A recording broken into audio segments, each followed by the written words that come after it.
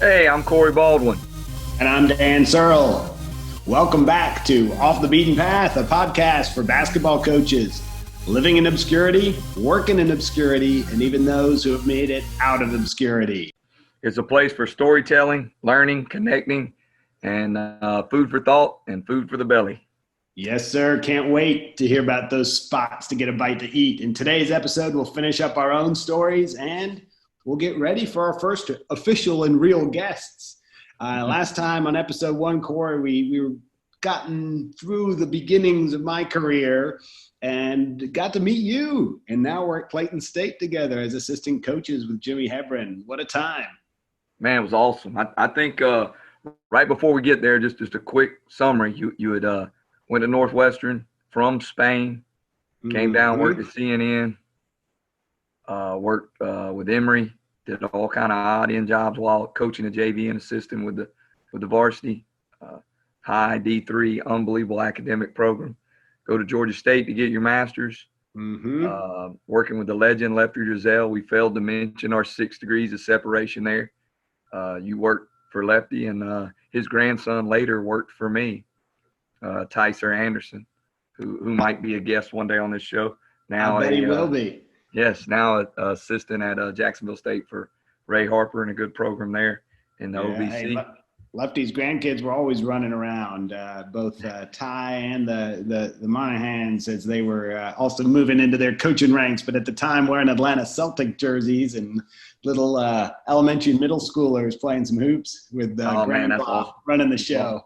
That's awesome. That tells how old we are, because they're kind of established Division I assistants now. But anyway, so that's neat stuff. So then you decide you worked with the Stars and the Celtics a little bit before that in the summers, and then you decide to end up going to work at Clayton State, and that's where we're at. So me and you meet up at Clayton State. Let's give your first meeting of me. I remember Coach Hebb's small, tiny office there as you come into the rec center down at Clayton State, first place off to the left. And I'm wondering who Coach Hebbs is. I'd met him briefly at a showcase event and got to see you and say hi to you, and wondering what lay before us, right? I was excited about the opportunity to be coaching Division II. I'd been at Division I, done some Division III work, been in the AAU summer ball circuits, and that was missing that D2 piece. And it was also exciting to have a young coach like you coming in, and then an old veteran on the assistant ranks with Dennis Walsh telling his stories and bringing the energy. Man, it was a great 2 years. It was kind of interesting for me, Searl. I know we mentioned it at the end of last show, how I kind of took the job when Hebbs offered me. But, my plan when I came to Clayton State was hopefully to have a great playing career. And then I wanted to be a middle school coach, maybe coach a little bit of everything, basketball, football, whatever. And, enjoy my summertime off and go from there. But I knew after about the first or second trip on the road riding in the front van with Coach Walsh that I was going to be a college coach. And, at first year, we only had 10 guys on the team once the season started. And I had to run the scout team every position, even though I was 5'10". And I would have to learn all the other teams' plays, inbounds, everything. And I would be the guy that would move from 1, 2, 3, 4, 5, according to what other sub had to go to with the first team. And that really, man, that was it right there. I was all into what other teams ran. And just interesting. This isn't your time coaching. This is when you were a player at Clayton. You're on the scout team. You're a walk-on, and you feel the bug right there for coaching, huh? Correct. And I knew right then that freshman year, I'm going to coach college. And I knew playing for Coach Hebron, who was a 14-year assistant with Bobby Crimmins, and also has some pretty neat story behind him. He played at UNC Wilmington, got his GA there as well, and then he coached in that area. His rival school was Michael Jordan's school, and he beat Michael Jordan in his last high school game. And Hebbs is quoted in a lot of Jordan books out there. Jimmy Evern, you'll see him because he knew him so well as a high school player, which is kind of interesting. And then coached against him all 3 years he was at Carolina. So those are kind of neat things. And it ties into the last dance. And that's the one thing you learn, hopefully, with this 6 degrees of separation we do with everybody. You'll see the world is small, but the basketball world is smaller. Everybody ties into everybody. So I do that for 4 years. My last 2 years, the first 2 years we were in the process of leaving NAI and going D2. And in those days, you still could make the NAI tournament while you were independent D2, which was weird. So we did that, played a lot of teams on both sides, D2 and NAI, and really learned a lot about small college basketball in the Southeast as a player and a future coach. Right. And we took almost all transfers at that time. We had 6 Division I transfers my freshman year on our team. And it was weird being the only – I was one of 2 freshmen on the team. So, you know, most guys had some guys that had been at 3 schools, had some guys that had been married, divorced, married, kids, whatever. And here I was 18 years old, just thrown into the fire. But anyway, you fast forward it the last 2 years. 18 years old, but you'd had a lot of life experiences down there in the land at Clayton County and Jonesboro areas in Riverdale, so playing hoops and living life, huh? Yeah. So then you take it to the last 2 years, and we're D2 officially. And that was neat. Had Derek Stroud, who now has a son that just signed at Kennesaw State, that played at East Coweta, and another one who's playing at East Coweta. And they're known a little bit on the AAU circuit as well. But Derek Stroud had transferred from Indiana State. We'd already had Cory Johnson, who had done the same. And then we had a guy from Macon Junior College, which doesn't even exist anymore, named Robert Conley, who ended up being All-American. And those last 2 years, we were pretty darn good. Yeah, big-time ball player, Robert Conley. And then Conley obviously later played with Ginobili and won a Euro Cup, and he got a cup of coffee in the NBA with the Vancouver Grizzlies at the time. So some neat stories, neat times. It was great. You know, we were the first ever ranked team in Division II for Clayton State when I was all their sports, senior, right? Yeah, and I was a co-captain with Robert Conley, and that was awesome. So that's kind of my background right there. I thought won't bore you too long, like everybody. You hate talking about yourself, but there are some neat things. I think looking back, some of the other things that helped my coaching was I had some uncles who would always coach travel teams, softball, baseball, basketball. So that kind of helped. And then obviously I had some cousins that ended up getting into coaching. And then my sister, who we talked about already, played at Georgia Tech and ended up getting into coaching as well early in her career. Now just teaches math. But those all helped mold me. And then I was a quarterback in middle school and high school on football. And I think that helped a lot because when you're a quarterback, you kind of coach the team a little bit on the field. Kind of a point guard, I guess, on the field. And I learned a lot how to deal with different personalities and different people and how some people don't get things as quick as others and some get it way better than others and how to relate. I look back, I didn't realize it when I was doing it, but that was some real good training for what I was going to end up doing. How about that? So now that you look back on it and think about it, from the quarterback in the middle and high school to being on the scout team at the college level, it was all kind of molding you and leading you in this direction into coaching college basketball. How about it? Yeah. And I think one thing you learn, our whole thing's off the beaten path. And one thing you learn when you're really in any coaching, but definitely when you're in lower levels, when you're not in a high major, BCS conference, Division I, your pride has to go away a little bit. You have to be okay being told no. And I always think of this story. I heard Reggie Miller tell one a lot better, but I have a similar one. And the Reggie Miller one is he scored 40-something in a high school game. And he called to tell his sister, and she had 100 that night. Mm-hmm.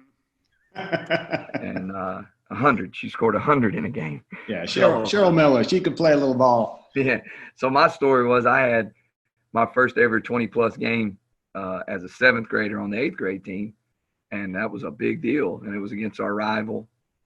Either Riverdale or Point South was kind of both our rivals. And I was at Little Mundy's Mill Middle School.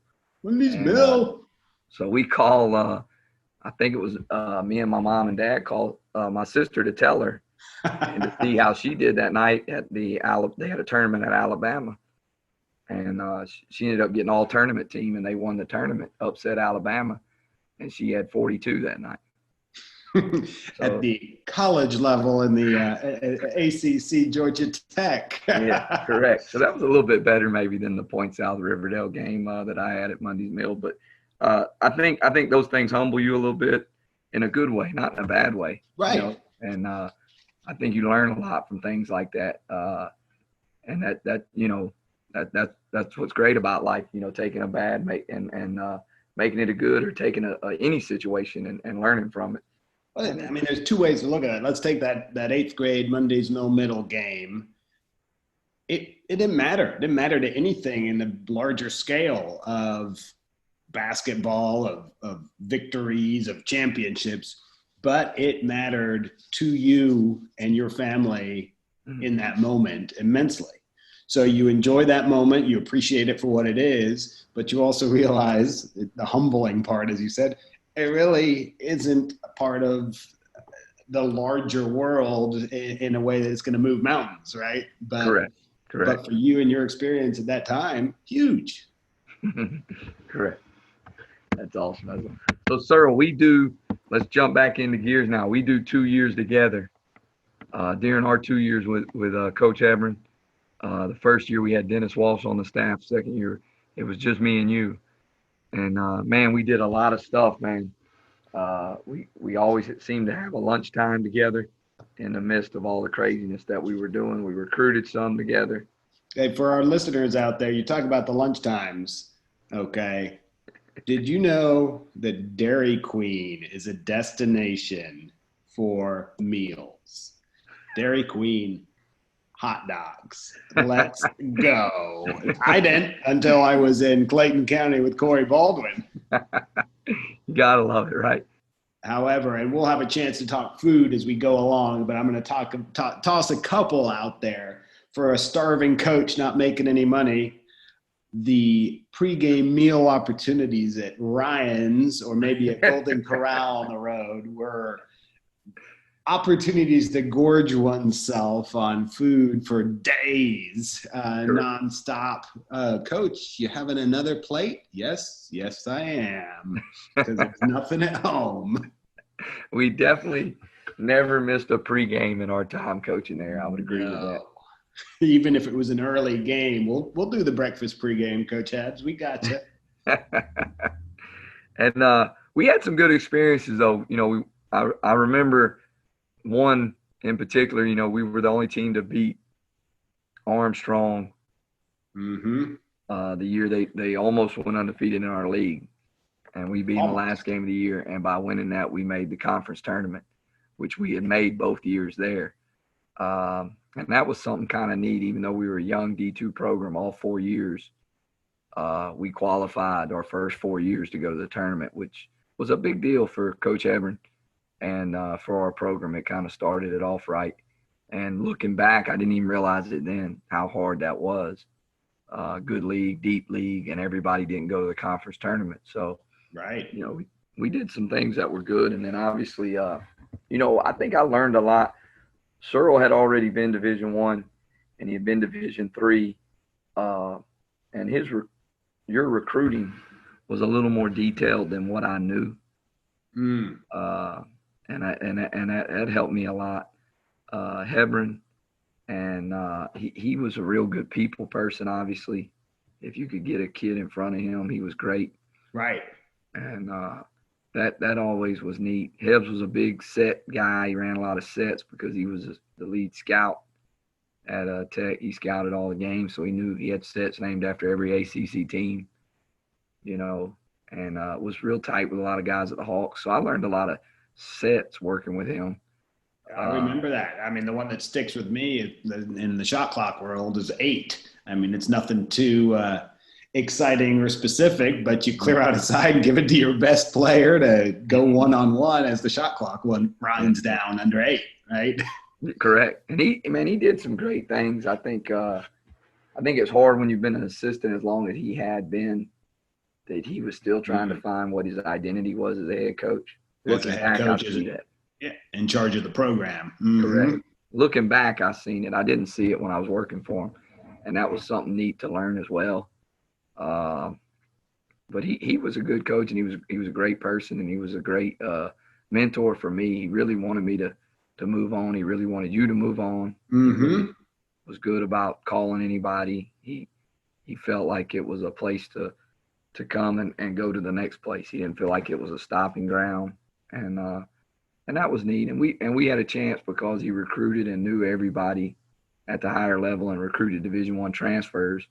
It helped guys like me and you to make calls, and guys would call you back because they knew Coach Ever. And he trusted us, 2 young guys with not much experience of anything, that taught us and gave us opportunities, and I will always remember that.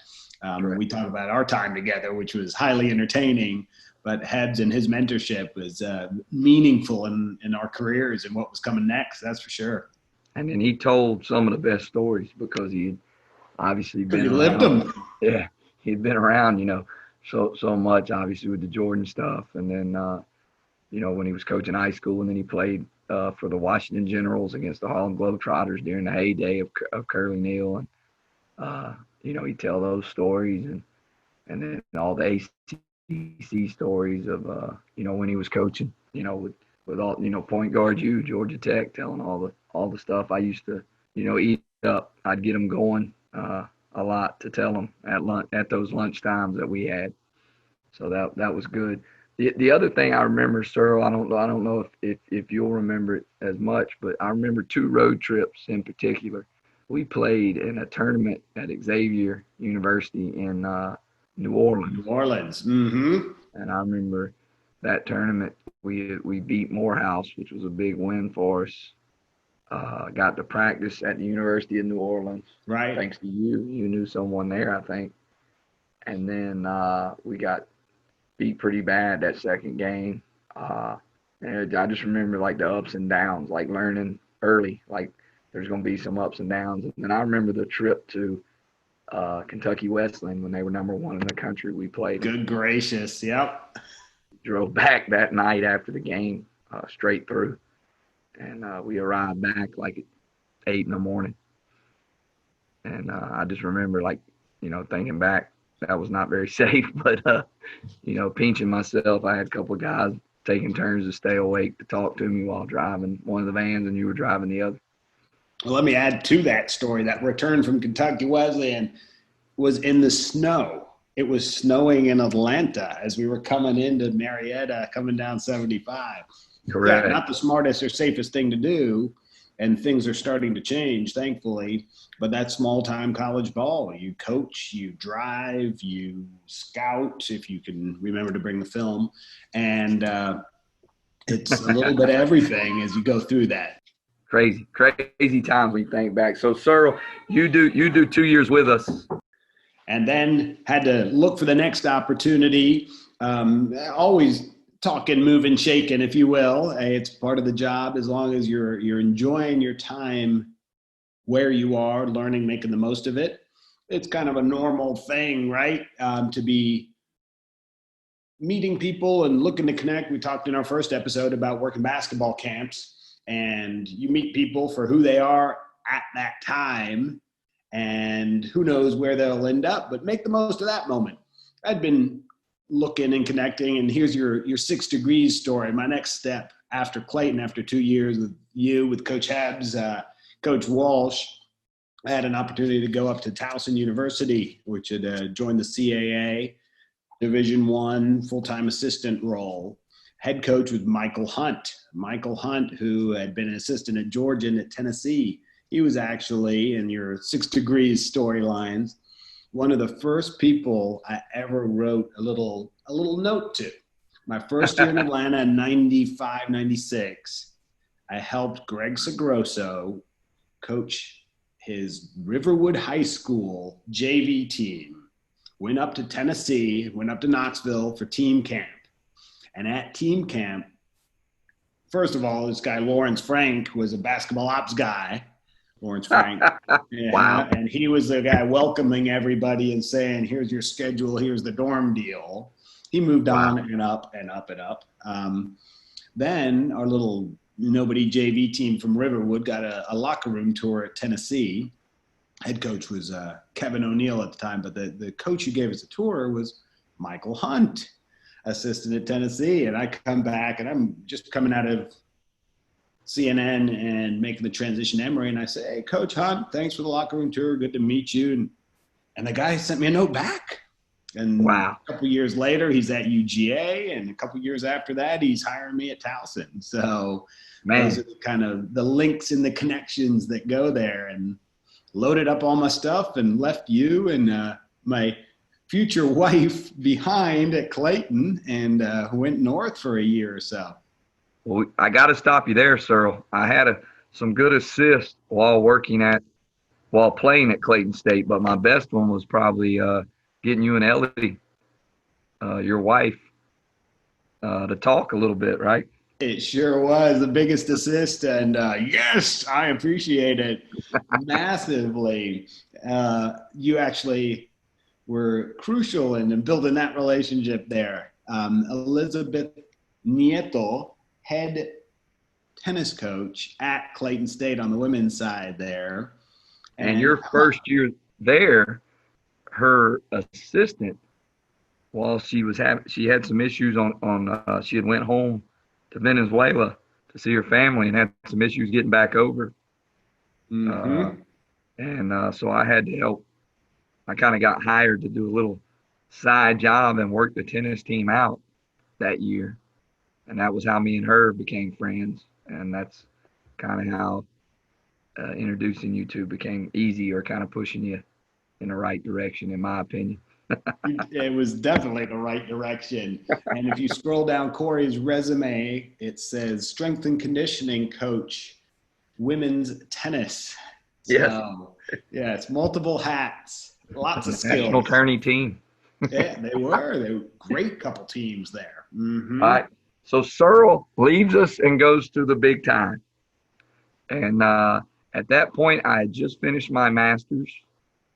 No, let me take a step back. I had one semester left. And a new coach had came to Clayton. And I wasn't sure I was going to be able to stay. The athletic director had brought me there as a player, never coached me, Mason Barfield. And he kept telling me, look, keep running the team. I think you'll be able to stay. I think you'll be able to stay. So I stayed around and kind of helped the day-to-day operations until they hired somebody. He had me, which I look back on, another thing that really helped my career. He had me set in on all the interviews. How about that, right? Even the phone interviews, even when they came in, all of it, I was able to be around. And, man, I learned so much just sitting there kind of taking mental notes and note to pad. Man, it's good stuff. And they hired. Also, do you remember anything there? Because that's an important thing. That could be a whole podcast episode, is the art of both being interviewed and interviewing when we're talking coaching gigs, right? From athletic director to your panel of other coaches or your academic advisors are all trying to find the right fit. And the coach on the other side is trying to sell themselves and fit in the right way. So is there a nugget that you might share from those meetings that you sat in on? I'll tell you this. I picked up on a couple of things. One, at the time, I didn't even realize they did panels. I didn't even know that existed at the time. Mm-hmm. I was so naive. And, it was neat to see they had a professor, a person who was an athletic academic rep. Right. They had a girls basketball coach. They had a golf coach, tennis coach. Ellie was on it. And then the AD. And then they had somebody from the community on it. And I remember thinking, first off, being inside, and I'm not criticizing because they made an unbelievable hire. And Mason made a lot of great hires.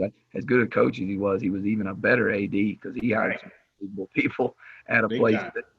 that really didn't have a lot to sell, and somehow he sold it to get great coaches there. But I think one of the neat things, though, was seeing like a lot of people who were helping make the decision, they all had personal interest Okay. in making that decision, and it wasn't so much about getting the best basketball coach. And I'm not criticizing any of those people at all, but I saw that firsthand, and it was kind of interesting to see it, like how people were working certain angles to get a coach that they thought would benefit them. Them in their area, right? Yeah. So we all have an angle, and we want to protect our silos in our areas within the university community, right? Mm-hmm. Correct. How about and that? They would all ask questions, but it was neat. They interviewed some very good people, and it was neat to see it. And then they hired Gordon Gibbons, who had been a long time D2 lifer almost, even though he had been a high school coach and had a lot of success and been an AAU coach and been a D1 head coach some and an assistant at South Florida. He was more known for his run at Florida Southern, where he made multiple Final Fours and Elite Eights.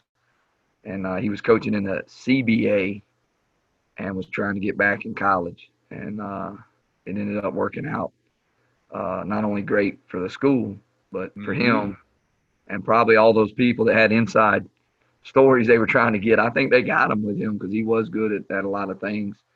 And then it worked out tremendous for me. I was able to stay at Clayton. I was interviewing and hunting jobs while hoping I would be able to stay. And I ended up getting to stay where I was from, where I'd went to school, where I'd worked for 2 years. So while you left for Baltimore area and Townsend and Division I life, I kind of got a resurrected second run at Clayton. I give huge credit to Coach Gibbons. He didn't have to do that first with me, right? He let me hang around. I wasn't trying to stay, but he let me hang around for a month and a half or so there and be part of what was going on and would talk to me here, offer me ideas there. That was one thing that I respect immensely, because previous assistants, it's easy to say, oh, they're previous staff, they don't want me here, they like the other guy better. And he opened the doors. And then hiring and training and keeping you and giving you all your roles says that's how he is. That's the kind of guy he is. Right? I learned so much the 5 years with him, but the first year, and maybe even break it down smaller into the first 3 months, I may have learned more than I've learned any other time in coaching, because I saw him take a program that was going in the right direction. Hebron didn't have it going wrong. Again, we made the tournament. That's not me trying to defend them. That's the truth. Right. But it wasn't where they wanted it to be. They wanted it even more. And he was able to he didn't come in and just kill Hebs and say everything he did was wrong. In fact, he focused more on what he wanted to do and what his vision was, and really didn't worry too much about what was before him. That whole establishing culture buzzword and terminology that goes around now, but you saw as Gibbons came in and implemented that with his framework, right? Correct. And he didn't get rid of many guys he didn't get rid of any. A couple kind of got rid of themselves, but he really took a lot of that returning team and added some pieces. And, we won the league the next year, his first year there.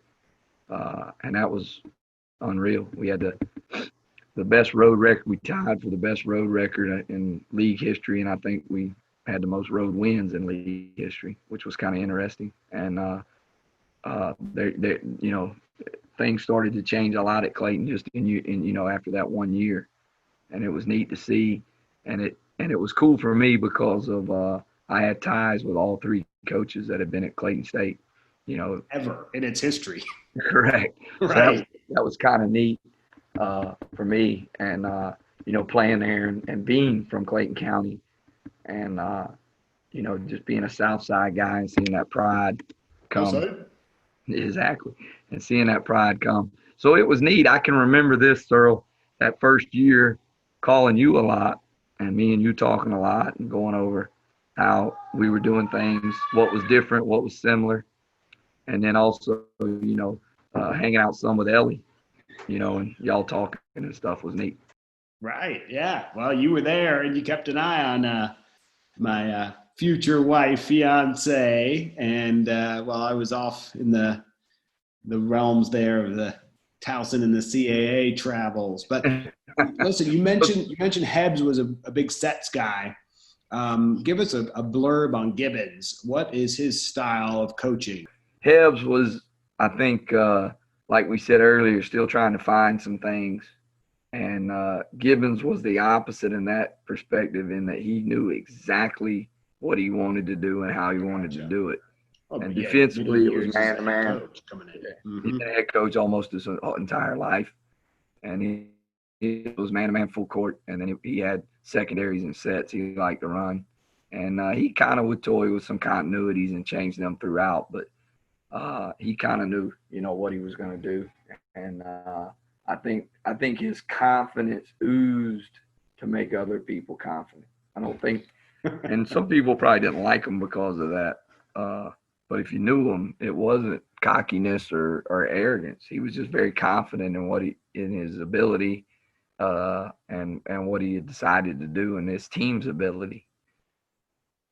It's a fine line, that difference between confidence and arrogance, with preparation and that cockiness. So how do you balance that out as something that we can ask guests going forward, tell us how they do that? Because sometimes you read it wrong, right? People come across a little too aggressive, you might say. And we all have those people in our lives. And he was the best I've ever been around at making everybody feel as if they were the only one in the room. Mm-hmm. Right. How special you are. Yeah. Right. He was good at that. So you wanted to achieve for him, not just the school, not just your own self-pride. And he put a lot of, stock in you as a person, a player, assistant, whatever. So you wanted to achieve some to prove him right. You felt like he almost put that confidence in you a little bit. And that was always neat to see. He did great at giving guys roles. He was very definitive in what their roles were. And he was good at that. Team meetings, individual meetings were his, sanctuary. He was great at those. And I was privileged to sit in on almost every one of them.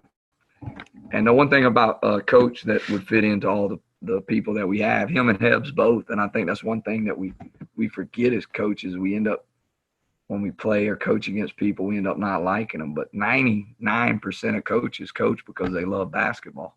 Right. And, both of those guys, man, there was no doubt they loved basketball. And that always made it fun for me to be around either one of them because I love the basketball. Same for you, Searl. Absolutely right. And that really puts it in perspective, Cory. Good point. You want to work for people who love the game for what it is, but then you can connect with the people and that are involved in the sport, and that's what it's all about. I like it. It. So, Searl, you leave Townsend. You were there 1 year. I think you were deciding to tie the knot. If I don't want to put words in your mouth, but you figured, hey, let's get on back to Atlanta again, correct? Yeah, it was a great experience. Talking about the CAA and traveling in the Northeast, and even get down to UNC Wilmington, and a solid team at Towson. Michael Hunt doing a good job trying to build that program back. He'd been assistant there years before, and had a chance to stay or get married. And yes, the pull of love brought me back down to Atlanta area, as Ellie's still the head tennis coach at Clayton State. So through connections and people from the basketball world and other bits and pieces, reached out and landed the athletic director and varsity girls basketball coach at the Galloway School there in the Chastain Park in Atlanta. And that was a shift, right? Going from D1 men to high school girls hoops and the athletic director role. But love that school, love the people that were there that welcomed me, that the Gordon Mathis, who was the upper school principal at the time, you were just talking about Gibbons, right? And the mentoring and how he kind of sees ahead and helps you get there. Gordon Mathis did that for me as a young athletic director there at Galloway, and I appreciate those times. But there's a learning curve, but also really good people to work with as you build up a program in athletics that it's a little different. It's not a kind of win at all costs anymore. Now you want participation. You want as many kids involved in athletics as possible, and you're competing, and there's a scoreboard telling you if you win or lost. So how do you balance that out? It was tough at first, especially. Do you think, Searl, some of your travels prepared you for it, though? I mean, you had been at you coached a JV team at a D3 that probably was similar to what your new athletic, I guess, what you're trying to do there. It's a solid kind of comparison, if you will. Division III athletics is about that balance with the student and the athlete, right? We're going to compete at the highest level, but if you're missing practice because you got a lab for your biology section because you're going to be a doctor, you're going to miss the practice. So some of those experiences going back definitely did help as I was coming into Galloway and realizing you want as many kids as possible doing active sports related so that they're physically fit, so that it's for the life. But you got to get the competitive piece in there too. Correct. Right? From the parents to the kids in the moment, you're looking to be the best that you can be and win as many games. And our varsity girls team went to the state tournament. And that was one of the first times for them to get to compete at the state level. So it's a good That's awesome. That's step awesome. forward. And, well, how long were you there, Searl? 4 years. 4 years. And so that paralleled your Townsend year and your 4 years at Galloway parallel with my 5 years as an assistant with Gordon Gibbons. At Clayton, exactly. And after that, Cory, so after your 5 years with Clayton State and building a D2 powerhouse there with the Lakers, what was your next move? You went north too, but within the state of Georgia.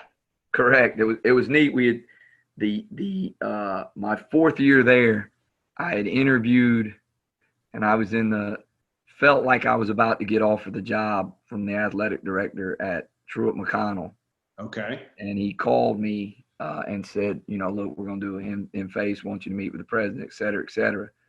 And then he called me back and said, it looks like the president is hired within. I'm sorry, I kind of built it up for you, but, you never know where this will take us. Now I know you, yada, yada, yada. And I remember thinking, yeah, nice letdown, nice Dear John letter. I appreciate it. But the very next year, they kind of had something go, and the coach ended up leaving, and he did call me. And he did offer me the job, and I did take it. So I left, and it wasn't as easy as you would think to leave. I wanted to be a head coach. That was probably my number one goal. But I was very comfortable. 11 years at Clayton State as a player and assistant. 4 as a player, 7 as an assistant. Right. And man, I was very comfortable there. Just bought a home. Had just gotten married. Mm-hmm.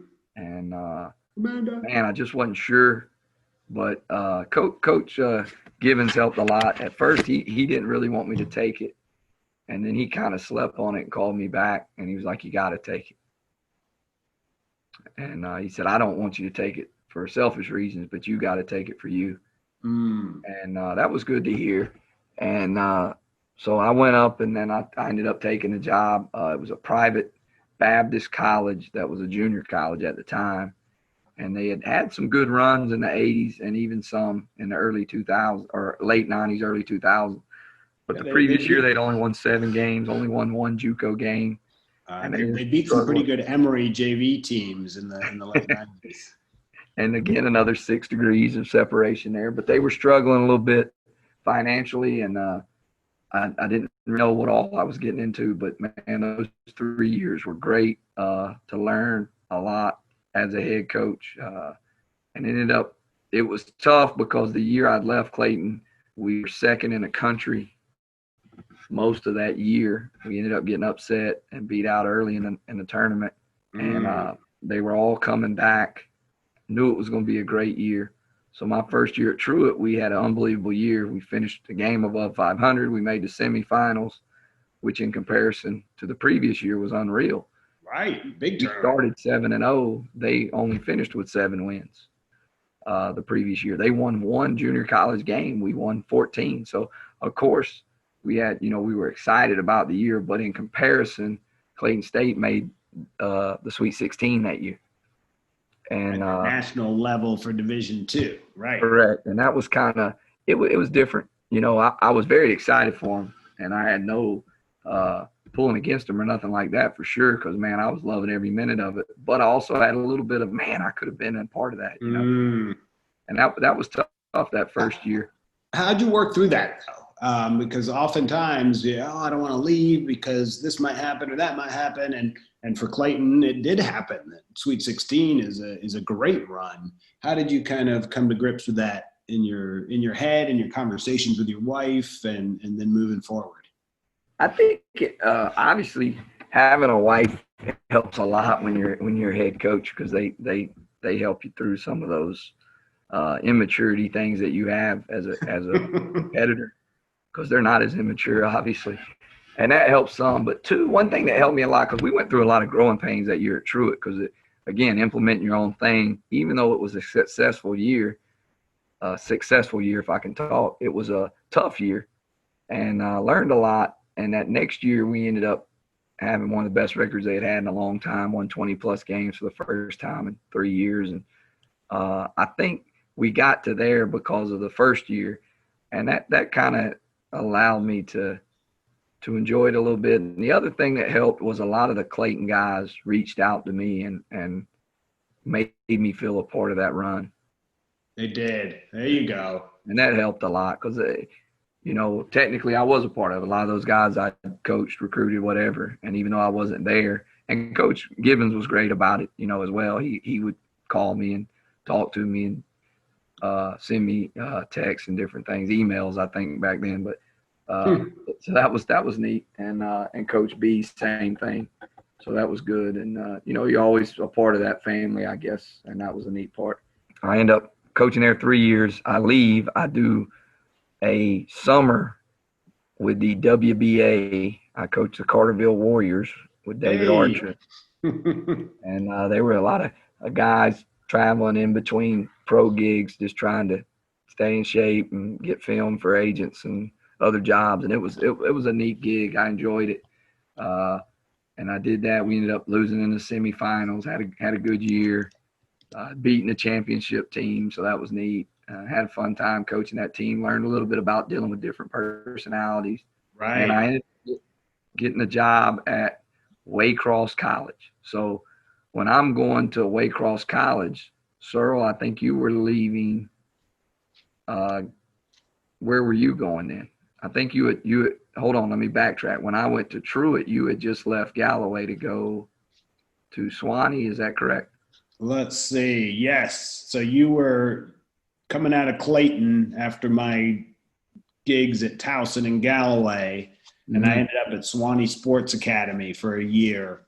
With Mark Price, correct? Mark Price, Kevin Cantwell, and your 6 degrees of separation. I'll tell the 30-second version here. I'm the AD at Galloway. I'm at a Hawks game, and I see sitting down towards the front, I see Pat Alakwa, a business owner, and I coached his kid, Ross, in AAU for 2.5 years, and had gotten close to him at the time and appreciated his basketball insights. I said, hey, Pat, what's going on? Sitting next to Kevin Cantwell. So Pat's the owner of Sewanee Sports Academy. Kevin Cantwell's the director, and they brought me on board to work on the shooting lab up there and some of the basketball training programs that they had, where it was, hey, let's play less games and let's work on our both individual and team development and technique. So that was a really, really good year of basketball development, both for me and some of the opportunities I had to develop that shooting lab plan with Mark Price and Boots Kreitzer. Man, that's awesome. So you go from working for Hebs, who coached Mark Price and coached with Kevin Cantwell. That's kind of interesting too. That's right. Yes. It all circles. It's crazy. I can remember seeing you at my first year at Truett, me and my assistant at the time, Chris Watkins, who now runs Southern Hoops Report and JUCO Report. And we're at Gwinnett Arena, and you're there working with Swanee at the time. And we kind of sat there and enjoyed a game together. So that was kind of neat, how we still kept kind of together, through all that. And paths keep crossing, even the off the beaten ones coming crisscross back. There's no doubt about it. So I'll wrap my journey up here, Searl. So I go down to, after doing WBA, I get a job at Waycross College, which was very interesting because they did a phone interview. I'll share this for coaches that are want-to-be coaches listening. Right. They did a phone interview. They did an on-campus interview, and then they narrowed it to 2 more, and they made both come in and do a presentation on how you would teach and how you would coach in front of anyone from the community or the school. Well, the teaching component is a large part for junior college coaches, for high school coaches. You're going to be in the classroom too, so that matters. You're right. So that was interesting, and I had to field questions from the community and people who worked there. And it's funny looking back because you obviously end up working with some of these people. But I knew when I took that job, it's a great place to live. You're only an hour from multiple beaches, but you're also in a nice town. Right. Waycross. Get your recruiting pitch in. Here we go. It's a great place. It's a destination in South Georgia, people. That's right. So I enjoyed it. And, in our first year, when I got hired here, that was the first ever team. And I got hired July 23rd. So first ever team. So you are starting the program. Correct. And we were going to play that year. Now, the AD had done a good job and had recruited some guys to make sure we had a team. Right. You had players. They had left the bulk of it to be recruited by the coach they hired. He thought they would hire him in May or June, and it was basically August. But it all worked out. And that first year we had a winning record, more than we thought we would do. We ended up finishing, in the middle of the pack of the league. Couldn't play in the tournament the first year. It was because we were a first-year program. It's kind of a probationary period. Right. And you finished middle of the pack, but you did win one category, best mascot. Tell us the Waycross mascot. Oh, without a doubt. We were the Waycross College Swamp Foxes. And the Swamp Foxes, that's got to be number top 3 in the country on your it was the mascot best. list. And what was neat was they were actually foxes that lived on our campus, and you would see them in the evening a lot of times after study hall. But it was crazy, man. That first year, we didn't have an ice machine, we didn't have a trainer. They were not quote ready for a team, and they didn't know they wasn't ready. They thought they just needed some basketball, a coach, and some players. They had organized some housing, and they didn't have trash pickup. They didn't even think about that. So it was a lot of little things that we had to work through year one, and it was amazing that we played while doing all that. But it was an unbelievable year. And then we ended up winning the league the second year. We finished one game out of first in the regular season and then won the tournament and went to the national tournament, finished 12th in the country. Wow. The first year we could ever play in a tournament. Talk about program building. Yeah, that was huge. And ended up with 3 guys going Division I off of that team. We had 1 go Division I off the first team. So that was kind of building what we were going to be. Georgia JUCOs had always kind of been known for guys that didn't graduate and didn't go Division I. And that's changed a lot in the last 10 years. And I'd like to think some of it started with those first 2 groups we had. That's a great message. And that's something we'll talk about a lot on this podcast. We talk about off the beaten path, talk about JUCOs, and you reference graduating and going Division I.